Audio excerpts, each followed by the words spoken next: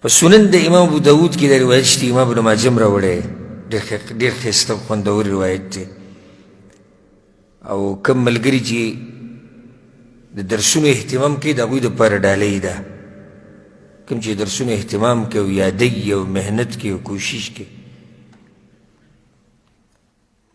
کثیر ابن قیس رحمه الله وی زه د ابوالدرداء رضی الله عنه سره ناست وم فی مسجد دمشق، دمشق په جومات کې ناست وم، شام کې. ښه واورئ، یو سړی راغی وی یا ابوالدرداء، ای ابوالدرداء انی جئتک من مدینة رسول الله صلی الله علیه وسلم، زه ګوره مدینې نه راغلی یم په تا پسې، د مدینې نه شام ته راغلی یم، دمشق.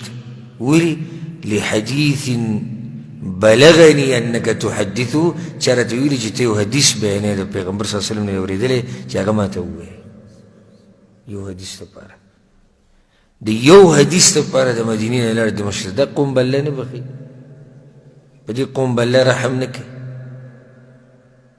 او چې سړی په ورځ کې 40 منټه او 50 او په هفته کې یو درس ته یو بیان ته یو وعظ ته نصیحت ته نشي کېناستی، یو دا دي.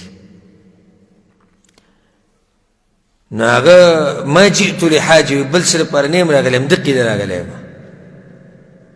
نو ابوالدرداء ورته ما د پیغمبر نه یو حدیث اورېدلی، د ورور د دې حدیث باره کې تپوس کوي. من سلک طریقا یطلب فیه علما، ابوالدرداء ورته وی پیغمبر ویلی دي چې څوک په داسې لار روان شو چې علم یې زده کوي، یو لار یې راټینګه کړه د څه دپاره؟ د علم د زده کولو دپاره. سلک الله به طریقا من طرق الجنه، الله به د جنت په لارو کې په یو لار روانوي. د علم دا لار نه ده ته ډایرکټ جنت ته رسوي. دا اوس دلته ستاسو راناسته چې دا کومه دا لار دا ګورئ جنت ته رسي، دا لار ډایرکټ، دا معمولی کار نه دی. ګورئ بیا ورته ویي پیغمبر وایي چې ان الملائکة لتضع اجنحتها رضا لطالب العلم، ملائک خپل وزرې خورئ چاته؟ طالب علم ته. دی د ملائکو په وزرو ګرځي. بیا ورته دا وایي چې د عالم دپاره چې علم ورسره وي، ځمکه او اسمانونه کې چې څوک دي ټول د هغه دپاره بخانه غواړي، ټول تر دې چې الحیتان فی جوف الماء، میان په اوبو کې دننه وي وی الله د پلانې عالم وبخه. میان یو روایت کې داسې هم راځي چې د میږي په سوړو کې دننه لګي وی الله په دې علماو باندې رحم وکړه. بیا ورته وی پیغمبر وی چې د عالم فضیلت په عابد باندې، په عام سړي نه، داسې دی لکه څنګه چې د 14مې سپومۍ په دې ستورو باندې غوره ده. بیا ورته وی ان العلماء ورثة الانبیاء، پیغمبر وی چې علما وارثان د چا دي؟ د پیغمبرانو. وان الانبیاء لم یورثوا دینارا ولا درهما، او پیغمبرانو په میراث کې درهم او دینار او روپۍ نه دي پرېښودي، انما ورثوا العلم، پیغمبرانو څه پرېښودی؟ علم. او دا ډېر د خوشحالۍ خبره، ډېر د خوشحالۍ. موږ خو چې واورو دا ټک خطا پوهه الله راکړې ده لږه ډېره، او وړوکی طالب علم یم زه اوس هم، او د دین د زده کړې په هغه لار کې روان یو.